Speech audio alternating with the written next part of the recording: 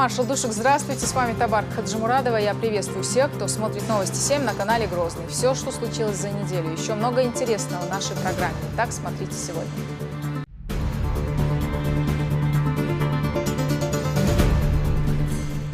Сказано, сделано. Пострадавшие от оползней жители Ведено отметили новоселье. 17 новых домов со всеми коммуникациями и обстановкой за 2 недели. Рекордный срок даже для Чеченской республики. Совсем скоро под крышу дома своего заедут и жители других потерпевших районов. Инвестору зеленый свет. Чечня заняла лидирующие позиции в национальном рейтинге. Для республики это означает большое событие.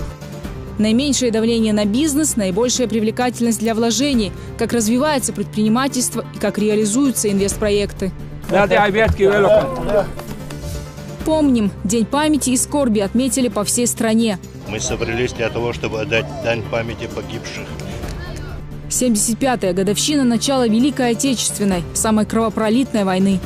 Вначале они подумали, что это землетрясение. Как уходили на фронт добровольцами и как до последнего вздоха защищали родину от врага. Вечная память героям. Как налажена работа социального такси, кто получает услугу и насколько она доступна. Доволен предоставляемыми услугами. Инвалиды, пенсионеры, ветераны. Такси довезет до места назначения и поможет, если есть необходимость. Довольны бывают, когда мы приезжаем, помогаем. Какие еще социальные программы исполняются в республике? Голосуем за Грозный. Сердце Чечни может стать украшением новой денежной купюры. Мы ждем, мы будем довольны.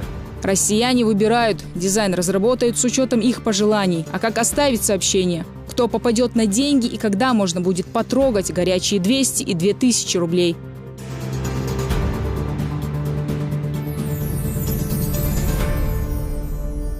Благотворительная акция «Ифтар» продолжается. Каждый вечер за счет фонда имени Ахмата Хаджи Кадырова верующие республики совершают разговение в 14 крупных мечетях республики. Проведение этой акции стало уже доброй традицией, которую президент фонда Аймани Несиевна проводит ежегодно. Люди безмерно благодарны ей. Продолжает фонд помогать и мусульманам Сирии. В течение Рамадана в разных провинциях исламской страны раздадут 120 тонн еды. А с начала священного месяца жители бедных районов Дамаска получают по 20 тысяч ужинов и 5 тысяч завтраков ежедневно. Об этом сообщил вице-президент фонда Зиад Сапсаби. Также, по его словам, благотворительную акцию планируется провести в горячих точках.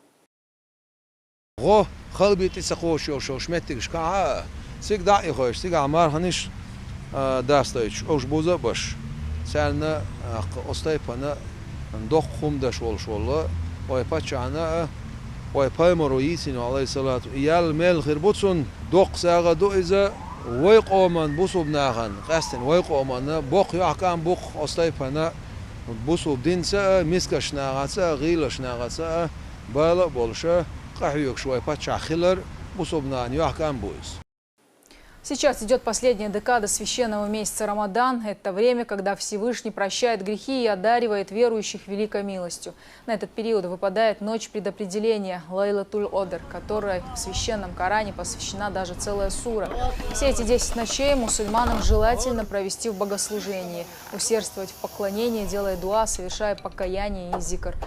На 27-й день поста в центральной части Грозного в честь Лайлатуль-Одр будет устроен самый массовый всенародный ифтар для десятков тысяч человек. Подготовка уже начата. В окрестностях сердца Чечни устанавливаются специальные столы.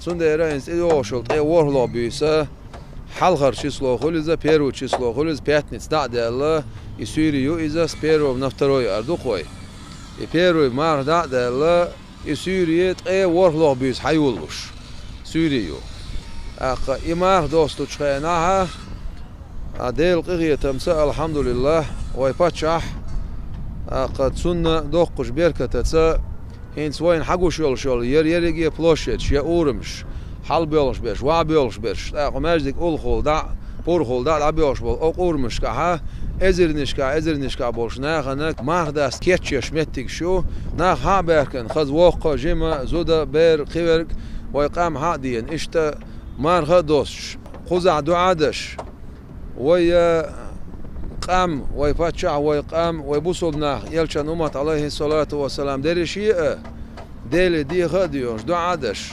بيسلريش بوشنانا يقن واخوشن يا أما خيرجو دالمولا اشتا ساغي سان دحوريوش بيسوقس أصطيبان ساعة دقنا ساعة دو قشأ متجا أخوي مخكا حخليات ويبتشعو آريان مسنا أو سيري قيتشنا خلبوخش بوش ناغي مارخنش داستايتوش هور بيسن داستايش حدوخش دم هتي اشت وي مخكا اشت سحن زمان بارم شو ساتر وعاخوش اشت يبول خلصغل ديره اشت خزبو بو كيتش بنر كيتش باش بريك اوز بالخي خوي وي حامي مخ وي بوسوم ناخ اوز ها بويل شي مارغا دوش ديلي حاستلوش خز ووشي غور خردو ووشي يحش خوسر خردو يورلاتلر خردو اسمو دالر خردو وق يور خردو اقدال يرتبيل شقيتم بو ملايك حقيق خوش سلام ماشل دو وزخلوش دال گشتن شارخ قيتم من شارخ جوج غصرا حالدتن شارخ يلخوي. В честь предстоящей ночи предопределения, самой ценной ночи в году, в Доме главы республики в Грозном совершили зикр. Там собрались потомки курайшитов, потомки эвлия и известные в Чечне богословы. После религиозного обряда и дуа, в котором они просили милости для всего чеченского народа, собравшиеся совершили здесь же ифтар. Не успели жители Ведено лишиться своего жилья, как уже заехали в новые дома со всеми удобствами. На неделе там состоялось торжественное открытие. В церемонии принял участие главный виновник торжества Рамзан Кадыров. Напомню, глава республики отдал поручение начать строительство в тот же день, когда люди остались без крова. В результате оползня несколько десятков домов были разрушены в разных горных районах республики. Новоселье скоро отметят в Шатое и Новом Биное. Подробнее Ислам Магомадов. Балаевы потеряли свое жилье в ходе недавних оползней в Веденском районе. Семья из 6 человек до этого момента проживала во временном пункте размещения. Когда узнали, что за решение их проблем жильем взялся лично Рамзан Кадыров, были уверены, что в скором времени они заселятся в новый дом. Но не ожидали, что это произойдет настолько быстро. Не прошло и 2 недель, а они уже справляют новоселье.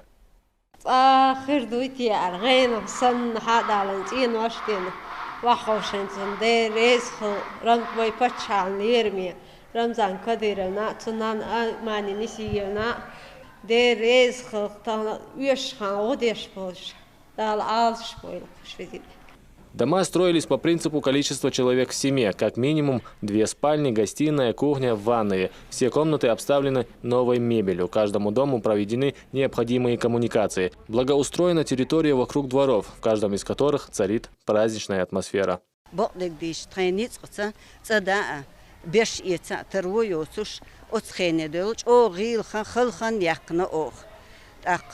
هنتريوش شخيل شخين عقود ترديل خيتم خيل كديرون خان هرتون خلش بالبوغمش كيرتا بحكن إسلام كيرتا عولش خزنيخ صندوق غلق ديسار تكون إيش سخو خيدي سميتر يشتروا يحليلش مدري متقاتقنا فوق سانشينك إنك كتوخ نزي نشتغل رمضان ليل ريز خلالتنا أيمانينا فوتل سخو خوش دور دوالله دقام داسرتو ليل ريز خلتان.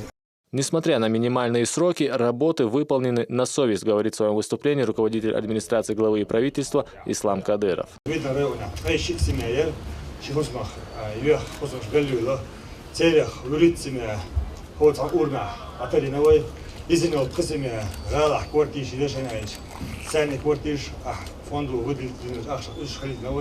Полностью массу домча, ремонт, мебель, массу марганш, один чакла. Так, суна, хона, фонд тюгел, вмехнан, амана, баркал дерез алярдар, твахтиша теша, тхона, хартишам была бела, твоя бог бейтан. На торжественную церемонию открытия приехал глава Чечни. В своем выступлении Рамзан Кадыров отметил, сегодняшнее новоселье стало возможным благодаря сплоченной команде.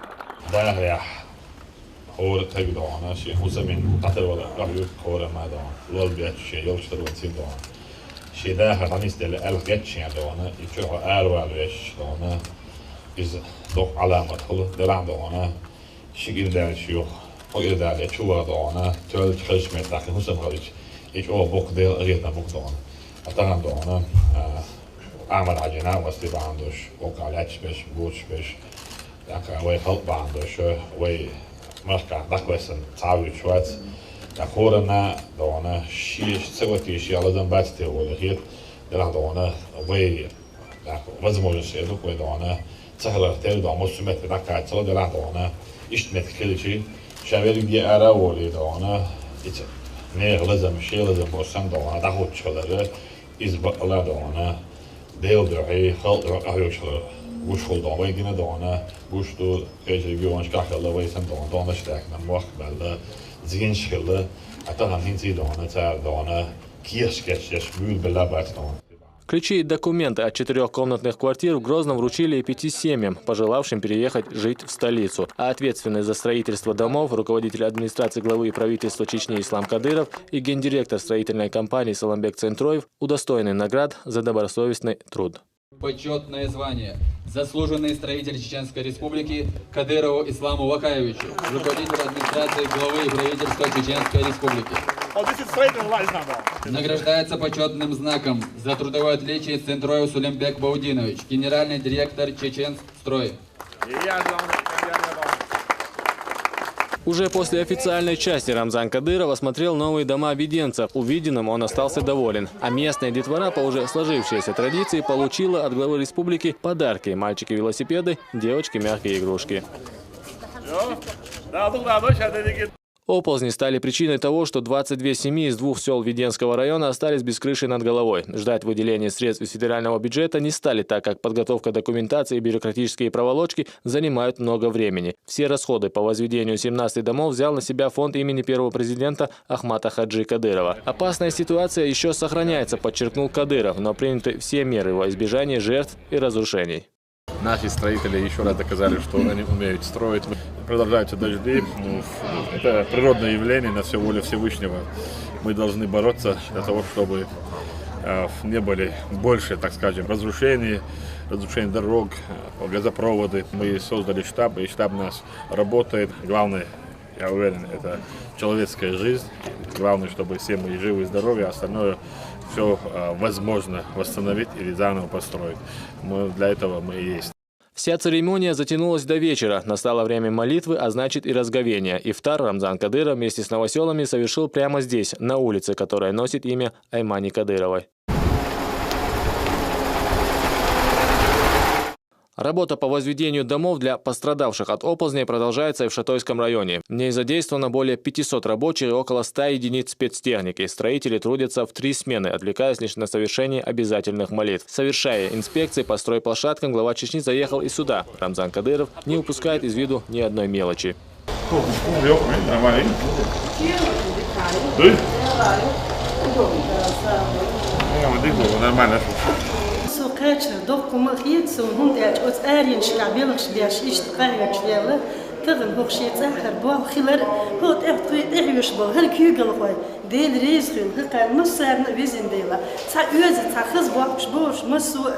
Помимо профессиональных строителей, здесь можно видеть людей, не совсем привыкших держать в руках рабочий инвентарь. Теперь уже бывшие депутаты парламента республики сменили костюм на спецовку и активно включились в процесс строительства.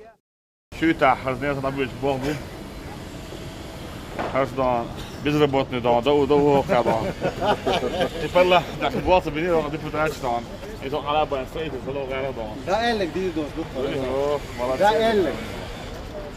شوف دول غير دول إسلامي حاولوا ولا شو دول غير دول إيه دول شيخنا اللي غاية إسلامي دول لا ما سوريا لا يا كان عين كل قلت نبي ليش إيش تحكي لنا دول هكذا دول إذا تخلي على دول تخلي على دول.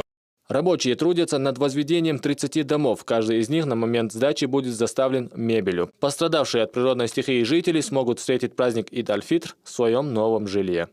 Одновременно ведутся и отделочные работы, и кровельное покрытие, и в том числе и благоустройство. Все работы выполняются с соблюдением всех правил качественного уровня и стараемся уложиться в срок.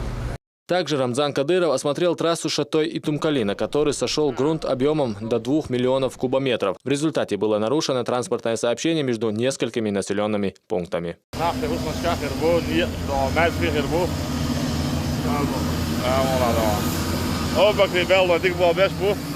Подходит к концу и строительство домов для жителей Ножеюртовского района, чье жилье было разрушено оползнями. За каждым домом закреплена отдельная бригада строителей, которые работают круглосуточно. Качество на первом месте, утверждает бригадир. В строительстве используются высококачественные материалы, которые гарантируют долговечность. Рабочие берегут каждую минуту времени. На данный момент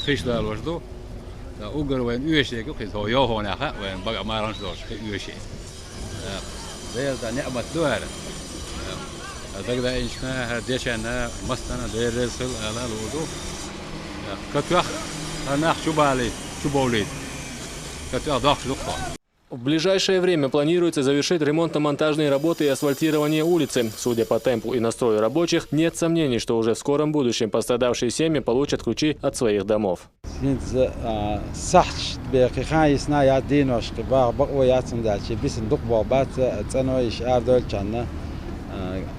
буквально диана суд ханья уже заселять ба юштом вадила.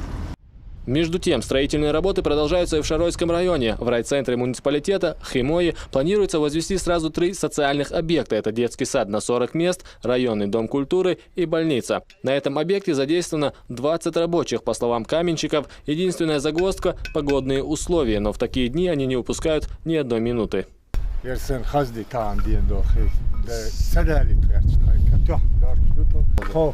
Разные Bağları du Lidyanski rayonu du razne han belashnin da haldi sunari o koza da woshka tsani hadarka da didu koer himoy dom kulturi vay bo bi bu pacho el coach khirdu ministro she pach or onal do и wo hatta hot.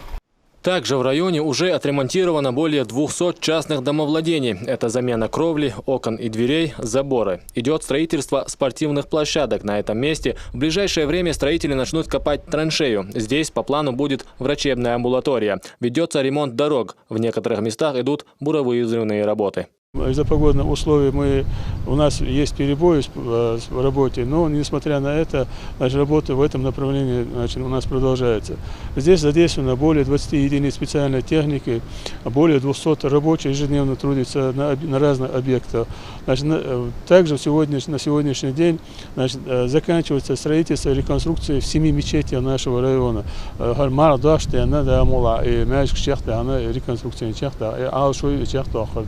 В селения Химо и Кенхи завезены материалы для строительства мостов через реку Шарой-Аргун. Проводится текущий ремонт и в 5 школах района. Проложено более 5 километров водопровода. Помимо этого идет реконструкция памятников культурного наследия, которых в Шаройском районе немало.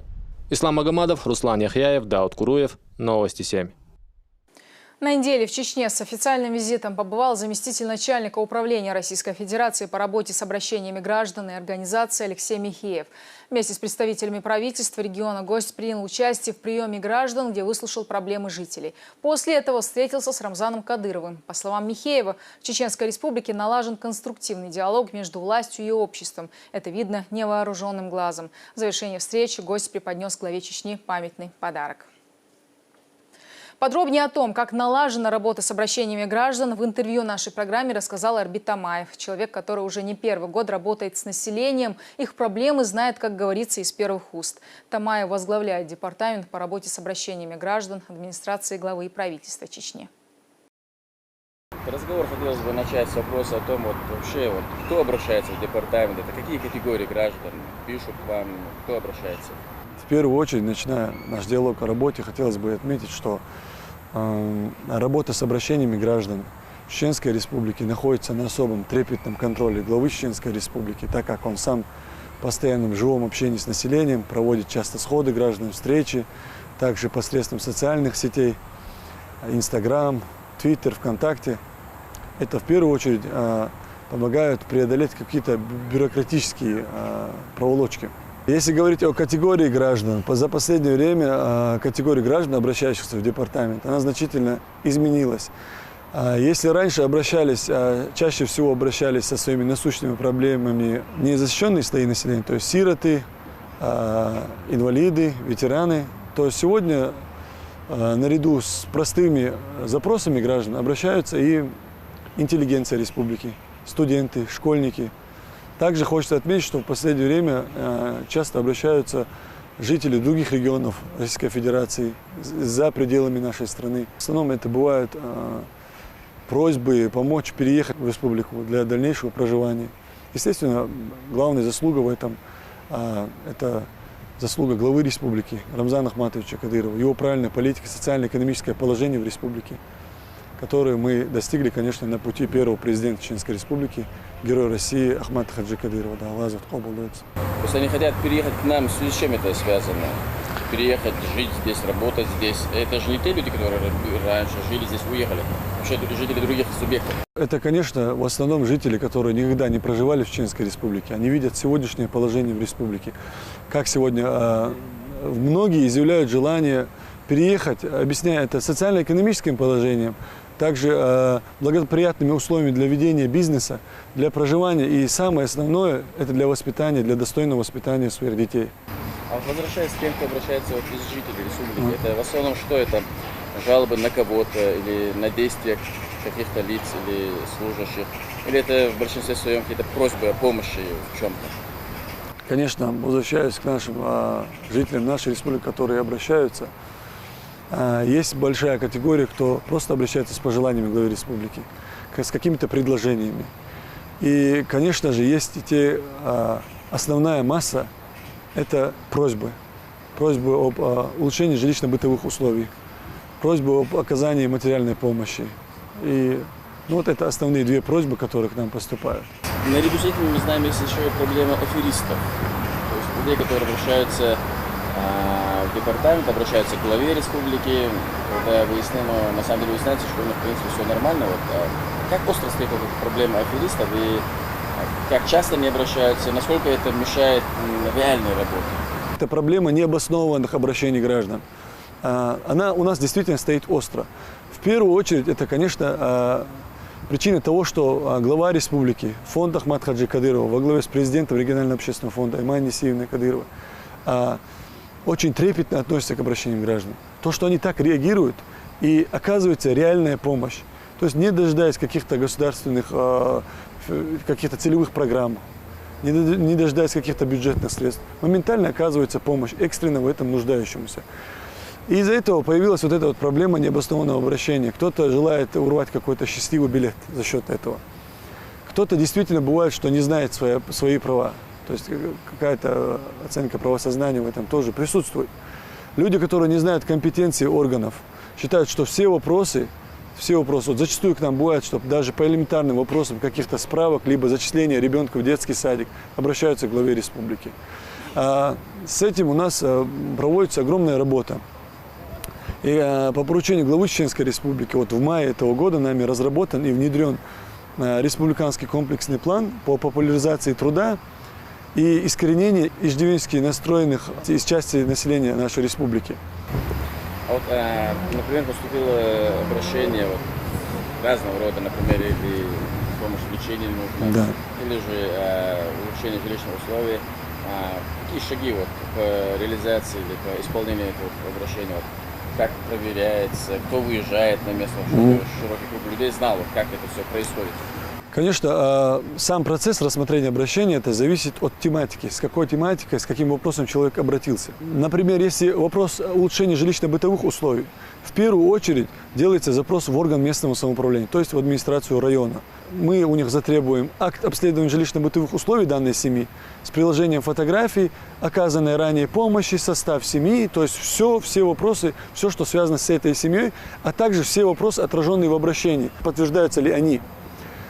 По итогам их уже акта выезжает уже вторая комиссия, выезжает наша с администрации главы и правительства, выезжает непосредственно наш сотрудник, потому что зачастую бывает, что администрация где-то ошибается, где-то сам заявитель недоволен результатами проверки администрации. Заявители чаще всего требуют проверку с администрации главы и правительства. Тогда поэтому нам приходится перепроверять это все. Есть ли какие-нибудь жалобы на действия органов власти, будь то муниципальных или государственных, жалобы на каких-то чиновников, на их действия, бездействия? Жалоб на чиновников, как таковых, и жалоб на ведомство бывает очень редко. И они зачастую не имеют под собой основы. Еще чем отличается наш регион, в отличие от других регионов, мы проводили анализ сравнивали и с соседними субъектами, также с субъектами Центральной России, у нас за весь период работы департамента не было ни одной жалобы на оказание социальных услуг. Это очень большой показатель. Хочется сказать, что право обращаться закреплено 33-й статьей Конституции Российской Федерации. Любой гражданин, в соответствии с данной статьей, имеет полное право обращаться по своему вопросу, по компетенции, в любой орган государственной власти, орган исполнительной власти, органы местного самоуправления. Также эти органы обязаны принять на рассмотрение данное обращение в соответствии с частью 1 статьи 9 59 Федерального закона. Данное обращение должно быть принято к рассмотрению. Также в соответствии с частью 1 12 статьи того же 59 Федерального закона, данное обращение со дня регистрации должно быть рассмотрено в течение 30 суток. То есть либо положительный, либо отрицательный? В любом случае за месяц, за исключением случаев, когда требуется запрос дополнительной информации из других органов, но это бывает редко у нас. А так стабильно 30 дней человек должен получить ответ. Либо ему надо разъяснить порядок решения данного вопроса, либо решить его положительно, либо отказать. Но в любом случае какое-то решение по данному вопросу должно быть.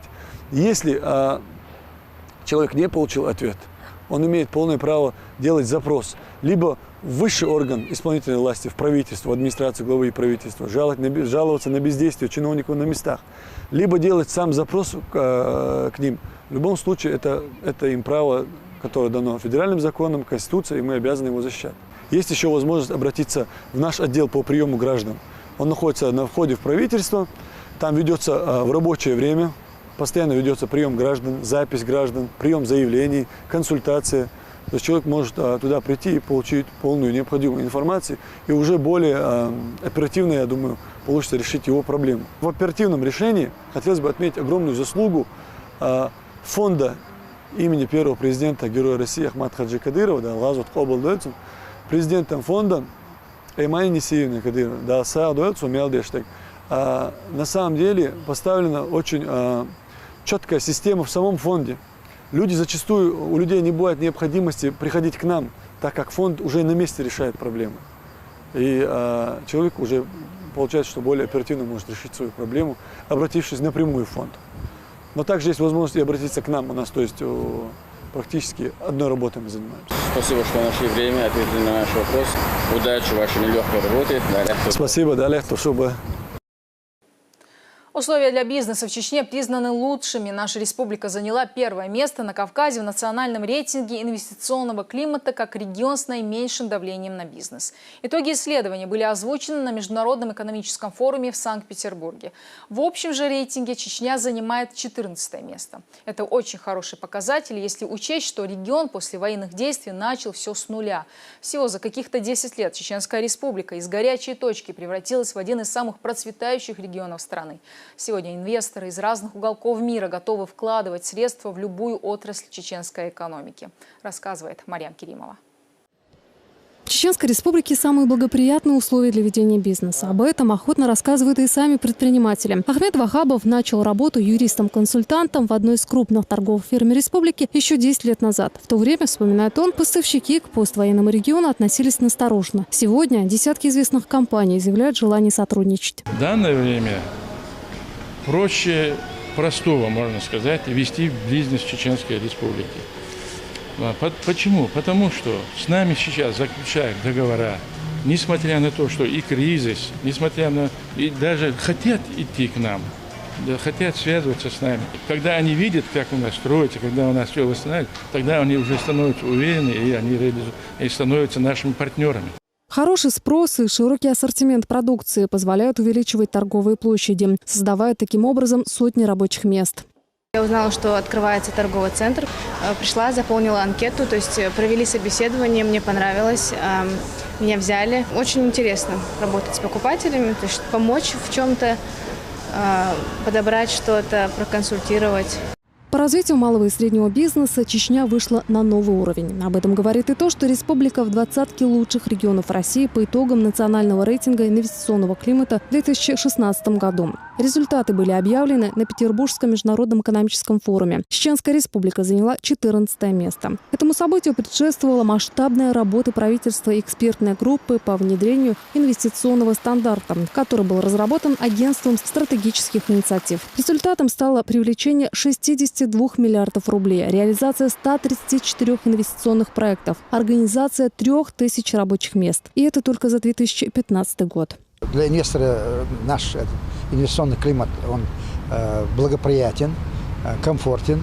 И к нам сейчас в настоящее время обращается очень много инвесторов. Действует в республике совет при главе Чеченской республики по инвестициям.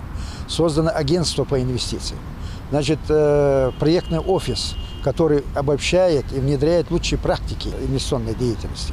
Больших успехов Чечня достигла и по линии сельского хозяйства. Первый завод по производству комбикормов в республике появится меньше, чем через месяц. В сутки здесь будут производить до 120 тонн продукции. Стоимость инвестиционного проекта составляет 50 миллионов рублей. В то время как цех по производству кормов только готовится к открытию, тепличный комплекс «Родина» за год успел выйти не только на местный рынок, но и общероссийский. В предприятие входит 320 гектаров садов интенсивного производства и 2 блока теплиц по 5 гектаров. Здесь получили работу около 300 человек. Ожидаемый годовой урожай превышает 15 тысяч тонн. И все это за счет инвестора, который не планирует останавливаться на достигнутом.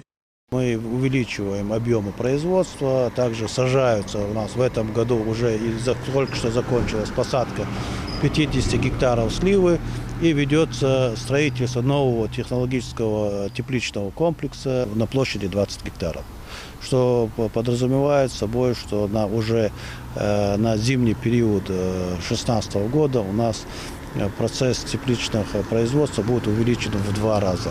Крупный тепличный комплекс появится скоро и в Очхой-Мартане. В ходе переговоров с делегацией из Кореи был подписан меморандум о сотрудничестве между Министерством экономического, территориального развития и торговли Чечни и компанией «Седон». Здесь же заключили торговый договор между сельскохозяйственным производственным кооперативом «Агромир-Наурский» и компанией «Storyfood» о закупке тепличного оборудования. Капсулу под будущий объект заложили представители чеченского предприятия «Агромир» и южнокорейской фирмы «Седон».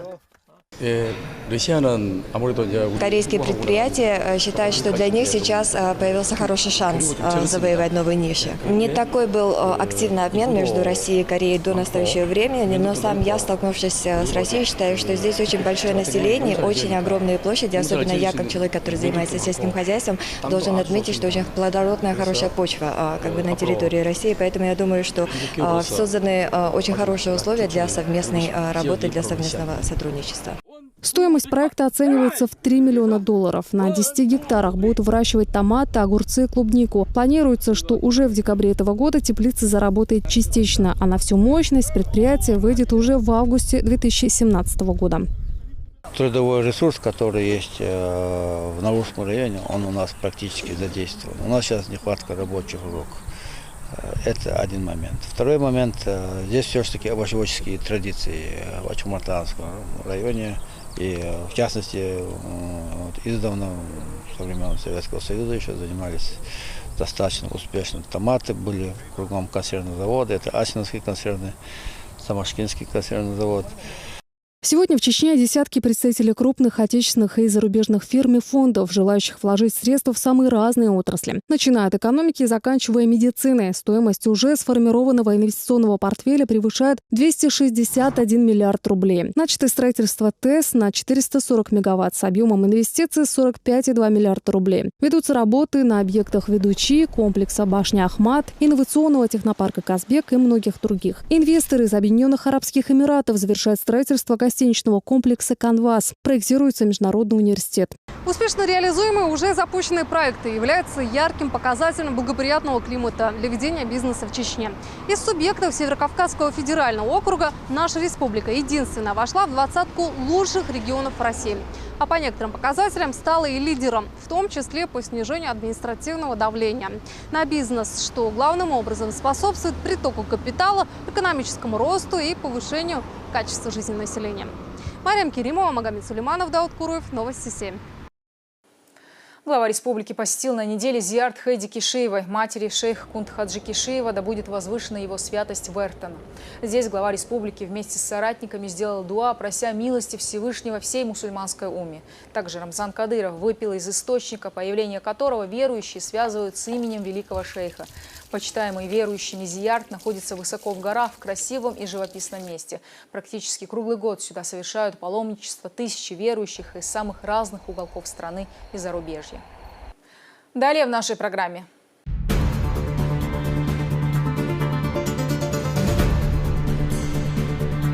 Помним, День памяти и скорби отметили по всей стране. Мы собрались для того, чтобы отдать дань памяти погибших. 75-я годовщина начала Великой Отечественной, самой кровопролитной войны. Вначале они подумали, что это землетрясение. Как уходили на фронт добровольцами и как до последнего вздоха защищали родину от врага. Вечная память героям. Как налажена работа социального такси, кто получает услугу и насколько она доступна. Доволен предоставляемыми услугами. Инвалиды, пенсионеры, ветераны. Такси довезет до места назначения и поможет, если есть необходимость. Довольны бывают, когда мы приезжаем, помогаем. Какие еще социальные программы исполняются в республике? Голосуем за Грозный. Сердце Чечни может стать украшением новой денежной купюры. Мы ждем, мы будем довольны. Россияне выбирают. Дизайн разработают с учетом их пожеланий. А как оставить сообщение? Кто попадет на деньги и когда можно будет потрогать горячие 200 и 2000 рублей?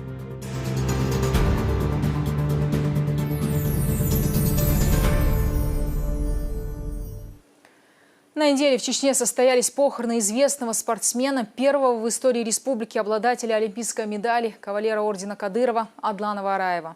Напомню, в конце прошлой недели его тело нашли недалеко от селения Чешки. 1,5 месяца назад Адлан Вараев сорвался с 30-метровой пропасти, и все это время его искали. Соболезнования родным борца выразил и глава республики. Слово Саиду Ахмадову. Им восхищались и гордились. Человек, прославивший советский, российский и чеченский спорт. Для поколений 80-х и 90-х Адлан Вараев был символом стойкости и воли к победе. На него равнялись, к его достижениям стремились. Многочисленные родственники, друзья, коллеги и даже те, кто не знал лично, приезжают сегодня выразить соболезнования.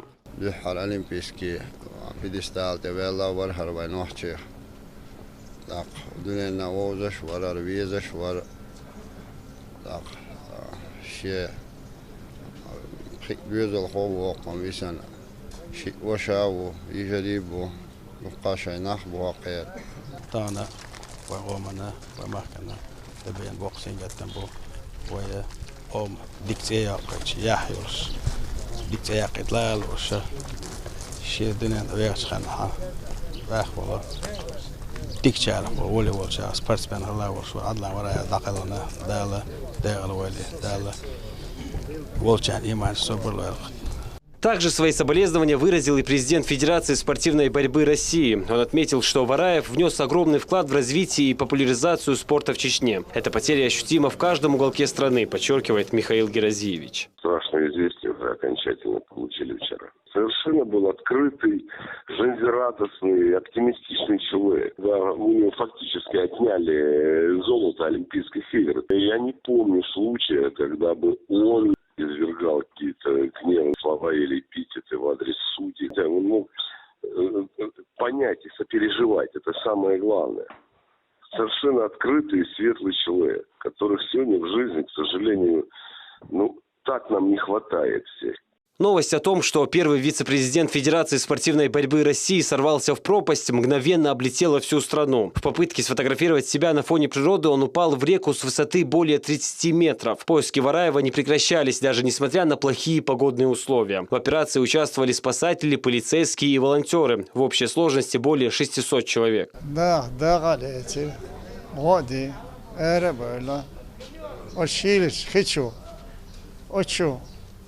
شين دي أخواته دش وشليلي تحبول الله خليوش دير ريز خلشون دار سي دير شون رمضان كديرونا دير ريز خيل تون بالخ الأربعة شابرت نو أدم أربعة يحكي تون تأحب عليلي Выразить слова соболезнования к Вараевым приехал и глава Чечни. Родные погибшего поблагодарили Рамзана Кадырова за личный контроль поисковых работ Адлана Вараева, отметив, что такой жест со стороны руководителя субъекта дорогого стоит. В свою очередь глава республики подчеркнул, что первый вице-президент Федерации спортивной борьбы России ушел в праведный мир всеми любимым и уважаемым. С ним дружил и первый президент Чечни Ахмат Хаджи Кадыров.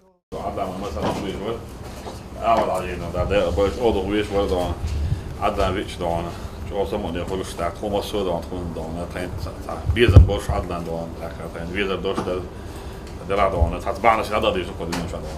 Shashi då är smitta då. Där då det är då då ska då ta också att då där. Ta sig på Jules men jag då. Ja, där må då. Vem det är lätt då vem bizem. Jag kan då själv han där man väl speciellt då där man då bor så är de där med också Deutsch. هي واش دون عشان ده عطون وش طول اشتغل جوله خيط دون اول دون كارينا هوش دون از دون كمادو دون بس انا عدنا نسوي شو تعاقنا مثلا دوبي دون ديك ايه نفسه نوش او ما دون ده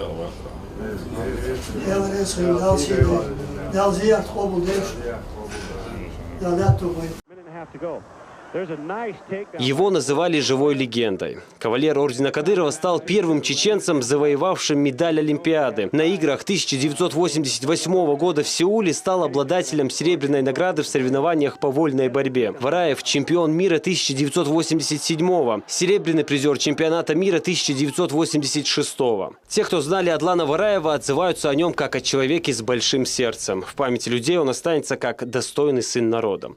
Сайт Ахмадов, Расул Арцухаев, Муслим Типаев и Ибрагим Налаев. При поддержке пресс-службы главы и правительства Чеченской Республики. Новости 7. На неделе вся страна скорбела о жертвах самой кровопролитной войны в истории человечества. 22 июня отмечалась очередная годовщина начала Великой Отечественной. Она унесла жизни 25 миллионов человек. Среди них и славные сыны чеченского народа. Рассказы об их героизме доходят до нас по сей день. Как бесстрашно защищали Брестскую крепость, как рвались против врага на полях сражений, как освобождали от оккупантов родину и как водрузили над Рейхстагом знамя долгожданной победы. Об этом Марьям Керимова.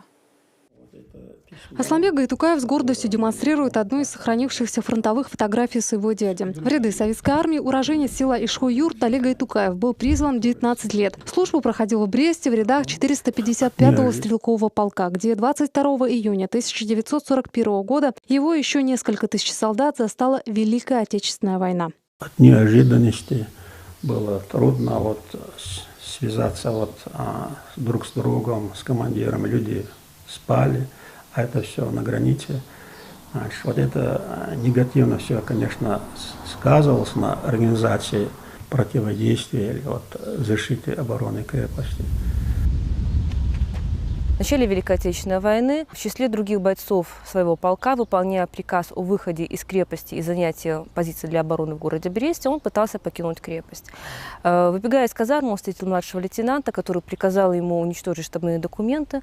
Тот вернулся в казарму, вынес папку с документами и с боями прорвался из крепости в первые часы войны. Трое односельчан Али Гайтукаева погибли в первые дни обороны Брестской крепости. 3 августа 1941 года в ходе отступления Али и еще 13 измученных солдат попали в плен. Сначала были немецкие лагеря в Польше, потом в Германии, Франции, Дании, где он находился до 9 мая 1945 года.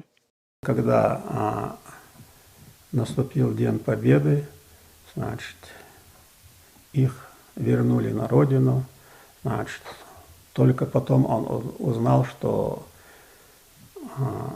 войнахи были высланы в Среднюю Азию, и он перебрался к родственникам в Среднюю Азию. В свое село Ишху-Юрт из Киргизии Али Гайтукаев вместе с семьей вернулся только в 1958 году. Работал учителем начальных классов в местной школе. До развала Советского Союза каждую годовщину Победы встречал со своими однополчанами в Бресте. Али Гайтукаев стал одним из тех солдат, благодаря воспоминаниям которых писатель Халид Ашаев сумел восстановить подвиг чечено-ингушского народа в своей книге «Брест. Орешек огненный». Помимо Брестской крепости, массированным ударом авиации 22 июня 1941 года подверглись аэродромы, железнодорожные узлы, военно-морские базы, места расквартирования военных частей и многие города в глубине 250-300 километров от государственной границы. Самые большие людские потери Советский Союз понес во время Второй мировой войны.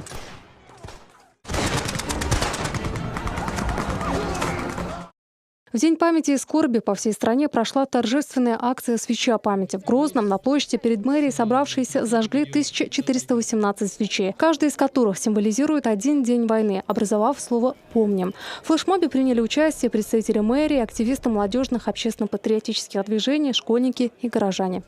Мы собрались для того, чтобы отдать дань памяти погибших наших отцов и дедов во время Великой Отечественной войны.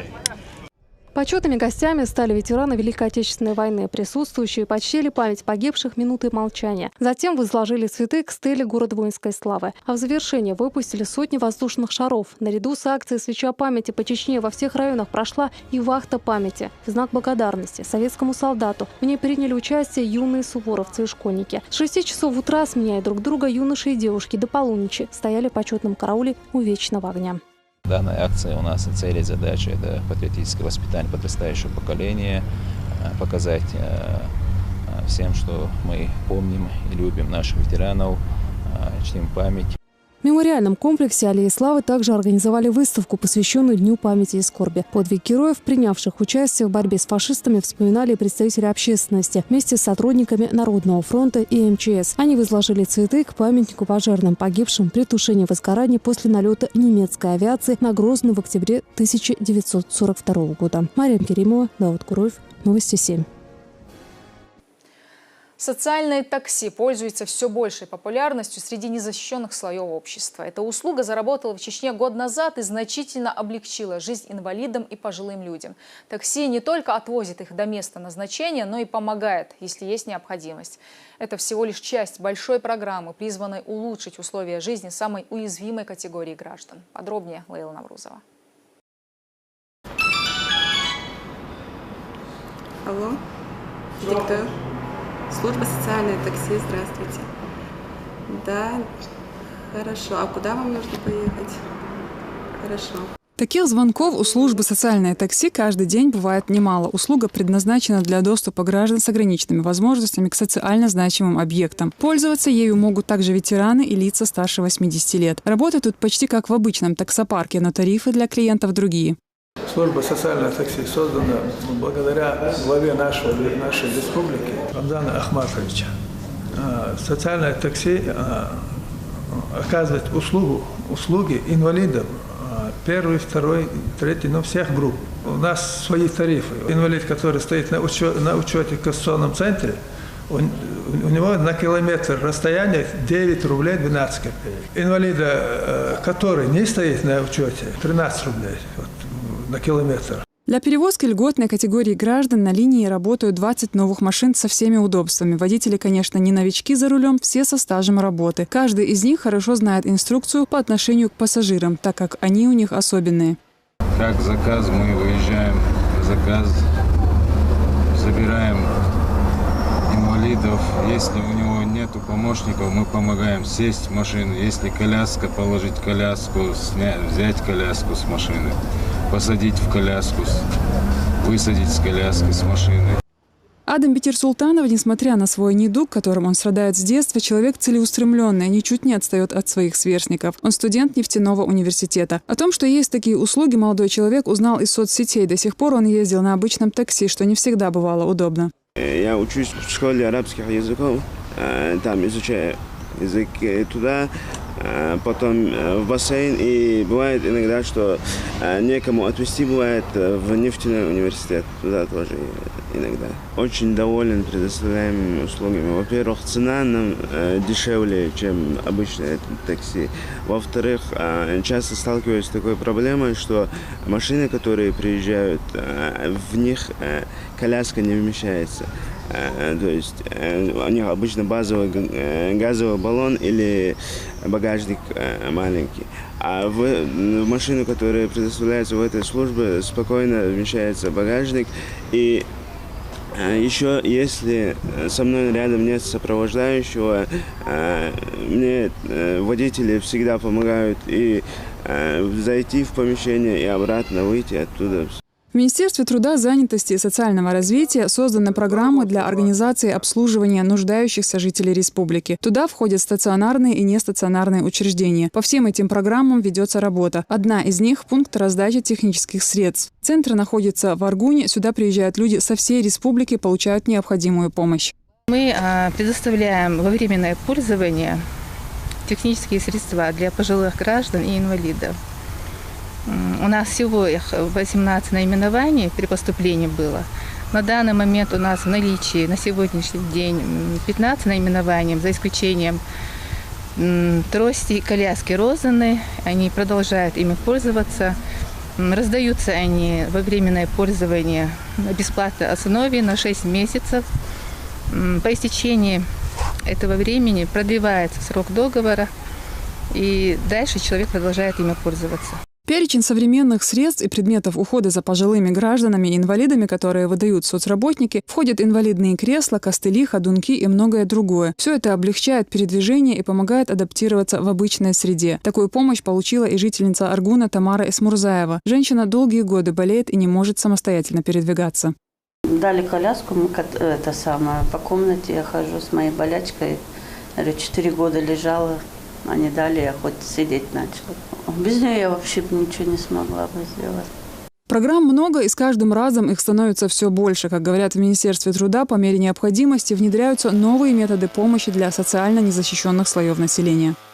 В целях предоставления мер социальной поддержки указаны категории граждан министерством, конечно, с подачей и с помощью главы Чеченской Республики, героя России Рамзана Ахматовича Кадырова осуществляется реализация ряд республиканских подпрограмм, входящих в структуру государственной программы министерства. На практике и наблюдаемое развитие ситуации в сфере социального обслуживания и внедрение инновационных форм социального обслуживания мы расширяем спектр мероприятий, направленных на предоставление мер социальной поддержки отдельной категории граждан.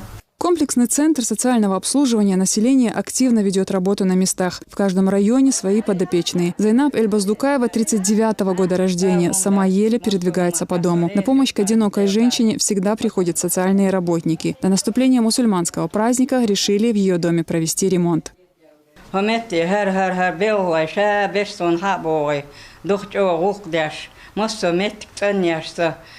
Хазнеясан рух зудершасон хабори. Сорезюк моссо хуман хокар мявдяхтолчуна. Моссо агорсон годвахкар, валла биллахи двах. Главная цель всех этих программ – создание условий для людей с ограниченными возможностями, чтобы они чувствовали себя полноправными членами общества. Ведь оказание помощи нуждающимся является одним из самых благих дел. Лейла Наврузова, Магомед Сулейманов, Дауд Куруев, Новости 7. Чечня подключилась к активному голосованию за то, чтобы на 200-рублевой купюре был изображен Грозный. Как известно, Банк России планирует ввести в обращение новые банкноты номиналом в 200 и 2000 рублей. Их дизайн все еще разрабатывается. Какие города заслуживают быть представленными на купюрах, предложено выбрать самим россиянам. Министерство по делам Северного Кавказа предлагает голосовать за Грозный и Дербент. Символично, что в 2018 году столице Чеченской Республики исполнится 200 лет, а древний дагестанский город в прошлом году отпраздновал второе тысячелетие, рассказывает Магомед Салтамурадов. О подготовке к выпуску новых денежных знаков номиналом 200 и 2000 рублей Центробанк объявил в апреле этого года. Хотя идея прозвучала и обсуждалась еще пару лет назад. Это вынужденная мера, которая по задумке авторов значительно упростит операции с наличными. По данным Центробанка, большинство ежедневных платежей в стране происходит в интервале между 100, 500, 1000 и 5000 рублями. Введение в оборот новых купюр заметно сократит номинальный разрыв, повысит удобство наличных расчетов и позволит сэкономить время при оплате товаров и услуг.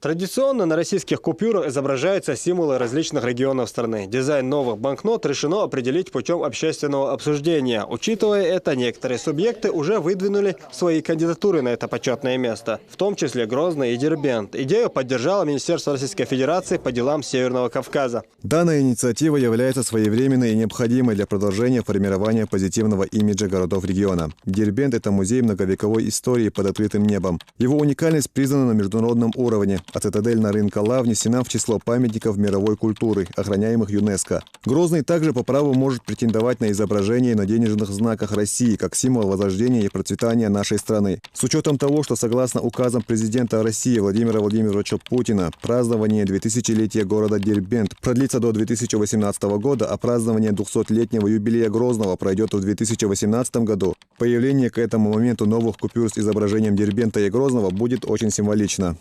Министерство Российской Федерации по делам Северного Кавказа проводит голосование в поддержку Грозного и Дербента. Отдать свой голос за города-кандидатуры можно на официальном сайте всего за несколько кликов. Мы активно голосуем и в конечном итоге надеемся, что в сердце Чечни мечеть появится на купюре. Мэр Грозного Муслим Хучиев выступил с инициативой изобразить на 200-рублевой купюре самую крупную религиозную святыню мусульман России – центральную мечеть Грозного имени Ахмата Хаджи Кадырова «Сердце Чечни», которая считается туристической жемчужиной региона. Мечеть «Сердце Чечни» – это символ региона, новый символ, я абсолютно уверена, символ навсегда. Мы его с большим удовольствием и гордостью демонстрируем всем нашим гостям. И ни разу еще такого не было за 1,5 года моей практики, чтобы вот кто-то ушел разочарованным от убранства, от архитектуры, вообще от бесконечной сакральности данного объекта. И я считаю, что это бесконечно достойный символ нашего региона. И это будет просто здорово, если 200-рублевая купюра новая будет, вот на ней будет красоваться наша мечеть. Глава Чеченской Республики попросил жителей региона в России поддержать кандидатуру Грозного, так как этот город, как считает Рамзан Кадыров, действительно достоин того, чтобы красоваться на новой банкноте. Столица Чеченской Республики символизирует новую Россию, ее возрождение, мужество, стойкость и волю народов нашей многонациональной родины России. Грозным восхищаются жители нашей страны и десятков государств, ежедневно посещающие город. Грозный стал городом мира, стабильности, межнационального согласия и дружбы. В нем царят духовность, культура и взаимное уважение. Он известен всему миру как столица Чеченской Республики, победившая при поддержке федерального центра международный терроризм. Совсем скоро Грозный станет спортивным, культурным, молодежным и деловым центром на юге страны. Первые уверенные шаги в этом направлении уже сделаны. Буду благодарен каждому, кто отдаст свой голос за наш с вами любимый город Грозный. И хочу выразить слова особой благодарности министру правительства Российской Федерации по делам Северного Кавказа Льву Кузнецову и первому заместителю министра Одессу Байсултанову за инициативу и организацию голосования.